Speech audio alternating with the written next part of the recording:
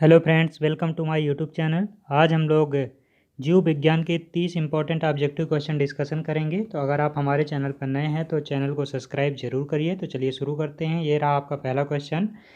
निम्नलिखित में कौन सा जंतु हार्मोन नहीं है? ठीक है, 4 ऑब्जेक्टिव दिए गए हैं आपके सामने। तो इनमें से जंतु हार्मोन कौन सा नहीं है आपको बताना है। ठीक है, तो इसका कौन सा आंसर सही हो जाएगा? ऑक्सिन जो होता है यह पौधों में पाया जाने वाला एक हार्मोन होता है, इसे जंतु हार्मोन नहीं बोला जाता है। बाकी इसके अलावा एड्रेनलिन, इंसुलिन एवं सिक्रेटिन जो होते हैं वह जंतु हार्मोन होते हैं। ठीक है, तो ऑप्शन नंबर सी जो है इसका करेक्ट आंसर हो जाएगा।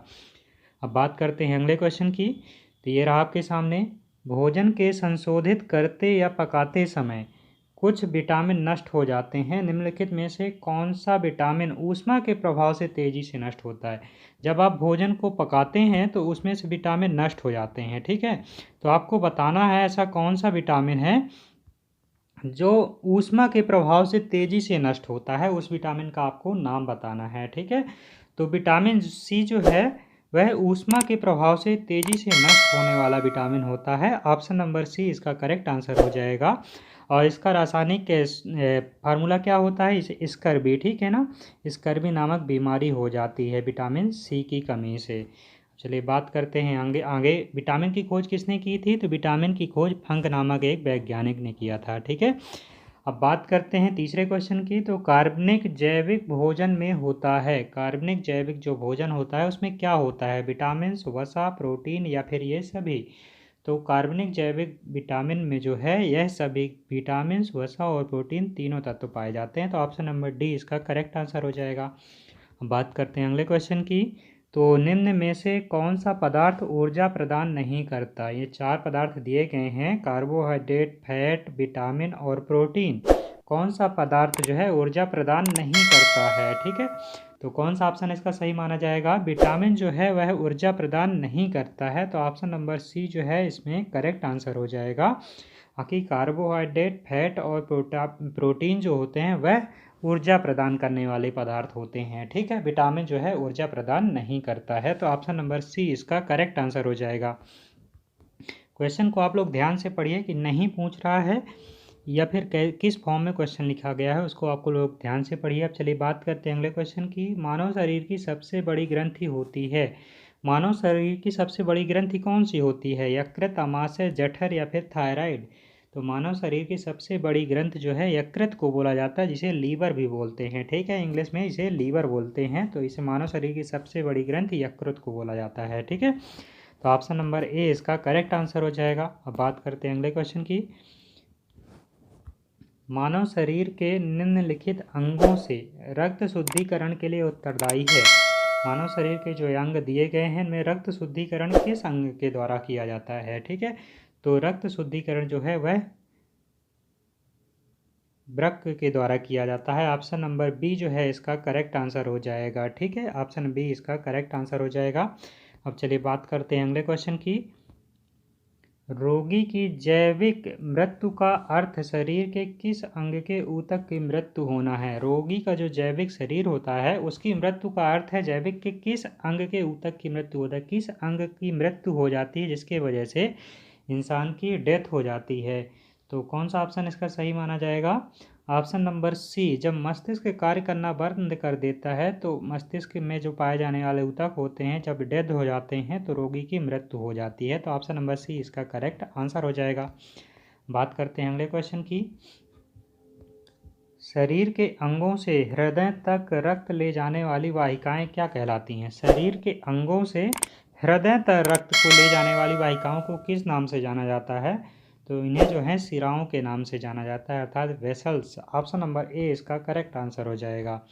चलिए बात करते हैं अगले क्वेश्चन की। हमें निम्नलिखित में से कौन सी हड्डी मानव टांग में नहीं होती है? ठीक है, मतलब ऐसी कौन सी हड्डी है जो मानव टांग में नहीं पाई जाती है? ठीक है, तो फीमर, टीबिया, फिबुला या फिर रेडियस? तो कौन सी हड्डी जो मानव टांग में नहीं पाई जाती है? रेडियस नाम की जो हड्डी होती है मानव टांग में नहीं पाई जाती बल्कि यह हाथों में पाई जाती है। ठीक है, फीमर, टीबिया और फिबुला जो होती है यह मानव टांग में पाई जाने वाली हड्डी होती है। ठीक है, और फीमर जो है मानव शरीर की सबसे बड़ी हड्डी बोली जाती है। तो ऑप्शन नंबर डी इसका करेक्ट आंसर हो जाएगा। बात करते हैं अगले क्वेश्चन की।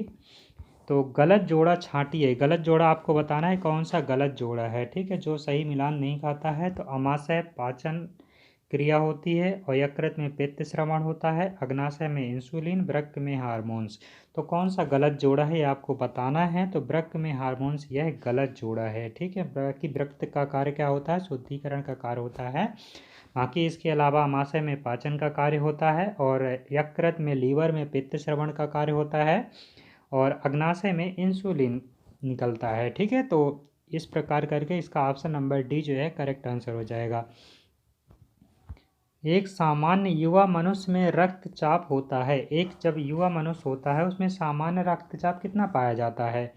तो इसका करेक्ट आंसर क्या हो जाएगा, 80/120 mm पारा, ठीक है। पारा को Hg भी लिखा जाता है, इसलिए कुछ ऑप्शन में हमने Hg भी लिख दिया है, ठीक है। तो आपको कन्फ्यूजन ना हो इसलिए 80 और 120 तो आपको याद रहेगा mm, और पारा भी लिखा आता है कहीं कहीं और कहीं कहीं Hg भी लिख देते हैं। इसका रासायनिक संकेत Hg बोला जाता है, ठीक है। तो ऑप्शन नंबर ए इसका करेक्ट आंसर हो जाएगा। अब बात करते हैं अगले क्वेश्चन की। तो मानव में शुक्राणु होते हैं। मानव में कितने शुक्राणु होते हैं, उनकी काउंटिंग संख्या बतानी है आपको। तो मानव में 26 गुणसूत्र होते हैं। कितने होते हैं, 46 गुणसूत्र होते हैं। ऑप्शन नंबर डी इसका करेक्ट आंसर हो जाएगा। अब बात करते हैं अगले क्वेश्चन की। तो एंड्रोजन है। एंड्रोजन क्या होता है, एक एंजाइम, प्रोटीन, मादा हार्मोन या फिर नर हार्मोन। तो एंड्रोजन जो होता है वह एक नर हार्मोन होता है। ऑप्शन नंबर डी इसका करेक्ट आंसर हो जाएगा। बात करते हैं अगले क्वेश्चन की। मानव हृदय में होते हैं। मानव हृदय में कितने कक्ष होते हैं, आपको कक्ष की संख्या बतानी है, कितने पार्ट में डिवाइड किया गया है। तो मानव हृदय में जो है वह 4 कक्ष होते हैं। कितने होते हैं, 4 कक्ष होते हैं। ऑप्शन नंबर सी इसका करेक्ट हो जाएगा। जैसे मान लीजिए आप ये मानव का हार्ट है, तो इसमें जो है ऊपर साइड दायां आलिंद, बायां आलिंद, दायां निलय, बायां निलय, 4 पार्टों में इसको डिवाइड किया जाता है, ठीक है। तो 4 कक्ष होते हैं। अब बात करते हैं अगले क्वेश्चन की।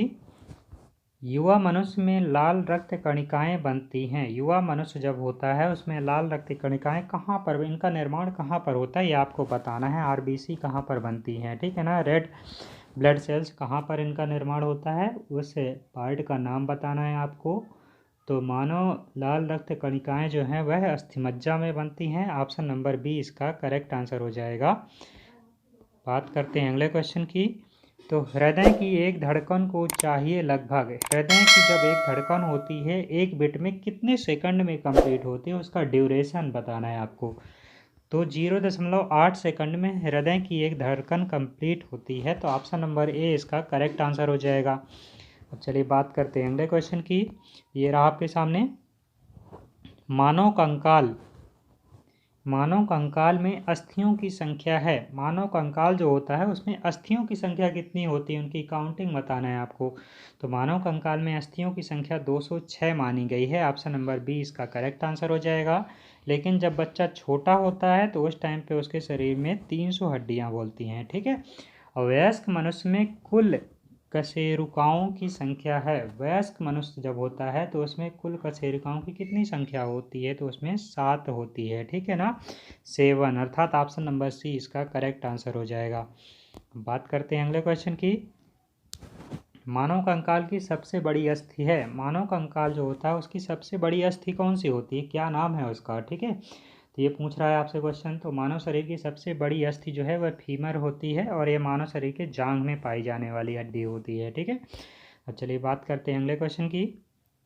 निम्नलिखित में से कौन सी अंतःस्रावी ग्रंथि नहीं है, कौन सी अंतःस्रावी ग्रंथि कौन सी नहीं है, उस ग्रंथि का नाम बताना है। तो अग्नाशय जिसे पैंक्रियाज भी बोलते हैं, तो इसे अंतःस्रावी ग्रंथि के अंतर्गत नहीं रखा गया है, ठीक है, इसमें नहीं पूछा गया है। तो अग्नाशय इसका करेक्ट आंसर हो जाएगा। बाकी एड्रिनल, पीयूष और थायराइड जो है अंतःस्रावी ग्रंथि के अंतर्गत आती हैं। और पीयूष ग्रंथि को मास्टर ग्रंथि भी बोला जाता है, ठीक है। और यह कहाँ पर पाई जाती है इसको आप लोग कमेंट बॉक्स में ज़रूर बताइएगा। चलिए बात करते हैं अगले क्वेश्चन की। संतुलित आहार को इस प्रकार परिभाषित किया जा सकता है। संतुलित आहार को आप कैसे परिभाषित करोगे, 4 ऑप्शन आपके सामने हैं। तो ऑप्शन नंबर बी इसका करेक्ट आंसर हो जाएगा, अर्थात वह आहार जिसमें भोजन के सभी आवश्यक पोषक तत्व सही अनुपात में सम्मिलित होते हैं उसे संतुलित आहार बोलते हैं। संतुलित आहार का मतलब ही होता है अर्थात सभी पोषक तत्वों का बराबर मात्रा में या सही अनुपात में बराबर मात्रा में सम्मिलित होना संतुलित आहार कहलाता है। ऑप्शन नंबर बी इसका करेक्ट आंसर हो जाएगा। बात करते हैं अगले क्वेश्चन की। एक सामान्य मनुष्य में कितना रक्त होता है? एक सामान्य जो मनुष्य होता है रक्त कितनी क्वांटिटी में होता है, उसकी मात्रा कितनी होती है? तो 4 से 5 लीटर रक्त पाया जाता है एक सामान्य और स्वस्थ मनुष्य में। ठीक है, ऑप्शन नंबर ए इसका करेक्ट आंसर हो जाएगा। बात कर लेते हैं अगले क्वेश्चन की। तो एक मनुष्य में रीढ़ तंत्रियों के कितने जोड़े पाए जाते हैं? मनुष्य में रीढ़ तंत्र के कितने जोड़े पाए जाते हैं, उनकी संख्या बतानी है आपको। तो रीढ़ तंत्र के जो है 31 जोड़े पाए जाते हैं। कितने पेयर रहते हैं? 31 पेयर रहते हैं। ठीक है, तो ऑप्शन नंबर ए जो है इसका करेक्ट आंसर हो जाएगा। बात कर लेते हैं अगले क्वेश्चन की। तो रक्त का दबाव मापने में काम आता है। रक्त का दबाव मापने के लिए किसके यंत्र की सहायता से रक्त का दबाव या प्रेशर को मापा जाता है? तो स्फिग्मैनोमीटर की सहायता से रक्त के दबाव को मापा जाता है। ऑप्शन नंबर सी इसका करेक्ट आंसर हो जाएगा। बात कर लेते हैं अगले क्वेश्चन की। तो वह धमनी जो ऑक्सीजन रक्त नहीं ले जाती, वह धमनी जो ऑक्सीजन युक्त रक्त को नहीं ले जाती है उस धमनी का नाम क्या है? तो फुफ्फुस धमनी जो होती है वह ऑक्सीजन युक्त रक्त को नहीं ले जाती है। ठीक है, बाकी कैरोटिड धमनी, ग्रसनी धमनी और देहगुही धमनी जो होती हैं यह ऑक्सीजन युक्त रक्त को ले जाने का कार्य करती हैं। तो ऑप्शन नंबर ए जो है इसका करेक्ट आंसर हो जाएगा। बात कर लेते हैं अगले क्वेश्चन की। निम्नलिखित में से किस विटामिन में धातु होता है? ऐसा कौन सा विटामिन है जिसमें धातु पाया जाता है? ठीक है, तो उस विटामिन का नाम बताना है आपको। तो विटामिन B12 जो होता है इसमें एक धातु पाया जाता है जिसे क्या बोलते हैं? पोटेशियम नाम का एक धातु पाया जाता है। ऑप्शन नंबर सी जो है इसका करेक्ट आंसर हो जाएगा। विटामिन B12 में पोटेशियम नाम की एक धातु पाई जाती है। ठीक है, बात करते हैं अगले क्वेश्चन की। निम्न में से कौन सा पुरुषत्व विटामिन के रूप में जाना जाता है? ठीक है ना, ऐसा कौन सा विटामिन है जो यह रिप्रेजेंट करता है कि यह इंसान में पुरुषत्व के गुण पाए जाते हैं? ठीक है ना, तो ऑप्शन सी मतलब विटामिन ई की वजह से इंसान में पुरुषत्व के गुण पाए जाते हैं। अतः अगर इंसान में पुरुषत्व नहीं रहेगा तो उसे नपुंसकता बोला जाता है। अर्थात विटामिन ई की कमी से ये इंसान नपुंसक भी होता है, उसमें बच्चे पैदा करने की क्षमता नहीं होती है। ठीक है, तो ऑप्शन नंबर सी इसका करेक्ट आंसर हो जाएगा। अब बात कर लेते हैं अगले क्वेश्चन की। तो निम्न में से कौन सा विटामिन अपने रासायनिक नाम से नहीं जुड़ा है? अर्थात जो ऑप्शन आपके सामने दिए गए हैं इनमें से कौन सा ऑप्शन गलत है आपको बताना है। विटामिन ए का रासायनिक नाम रेटिनॉल और विटामिन सी का रासायनिक नाम एस्कॉर्बिक एसिड, विटामिन डी का रासायनिक नाम कैल्सीफेरॉल, विटामिन ई का रासायनिक नाम पायरिडॉक्सिन जो है ये गलत दिया गया है। ठीक है, तो विटामिन ई का रासायनिक नाम क्या होता है आप लोग कमेंट बॉक्स में ज़रूर बताइएगा। चलिए बात करते हैं अगले क्वेश्चन की। मानव में लाल रुधिर कणिकाओं का जीवन काल होता है। आरबीसी का जीवन काल जो है वह कितने दिन का होता है? इनकी आपको दिनों की संख्या बतानी है। अर्थात आरबीसी कितने दिन तक जीवित रहते हैं आरबीसी के कण। ठीक है, तो 120 दिनों का होता है। अर्थात ऑप्शन नंबर बी जो है इसका करेक्ट आंसर हो जाएगा। बात कर लेते हैं अगले क्वेश्चन की। तो यह आपका वीडियो का लास्ट क्वेश्चन होगा। तो निम्न में से कौन सा एंजाइम लार में पाया जाता है? ऐसा कौन सा एंजाइम जो है वह लार में पाया जाता है, उस एंजाइम का नाम बताना है आपको। तो टाइलिन नामक एंजाइम जो है वह लार में पाया जाता है। ऑप्शन नंबर बी जो है इसका करेक्ट आंसर हो जाएगा। तो दोस्तों इस तरह करके हमारा वीडियो कंप्लीट हुआ। आपको वीडियो कैसा लगा कमेंट बॉक्स में ज़रूर बताइए। अगर वीडियो अच्छा लगा हो तो वीडियो को लाइक करिए, कमेंट करिए, दोस्तों के पास शेयर करिए। Okay, thanks for watching this video. मिलते हैं अगले वीडियो में, तब तक के लिए धन्यवाद। जय हिंद।